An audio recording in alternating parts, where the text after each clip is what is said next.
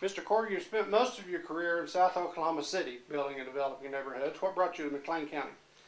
Well, I've been in South Oklahoma City, the developer, since the early 70s, and we really have almost run out of land in South Oklahoma City. The growth down there has been phenomenal for the last 20 years, and there's just no more land available. We found this 100 acres in a lump, and we said we want it. Landrun is from I-35 and Highway 9 south of Norman.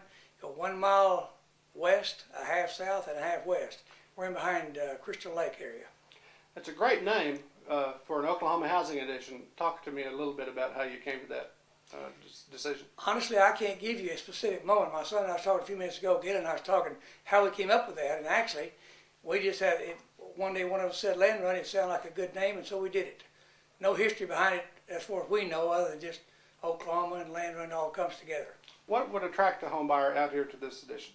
Well, one thing, we have Norman address, we have Norman schools, and we have city utilities. You can have country living with city conveniences here.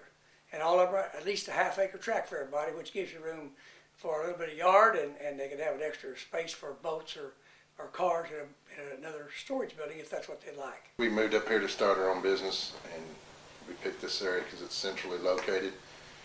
And then as far as the home and the addition out here, we picked it because she's more of a city girl and I'm a country, and it's the best of both worlds because it's far enough from the city that we have perfectly silent nights and quiet, and then we're only a mile from town. Convenience, shopping, groceries, movies, going out to eat, but then it's so quiet here for us at night. Obviously our market in Oklahoma City and Oklahoma is better than the nation by far, as you know, and you print for us.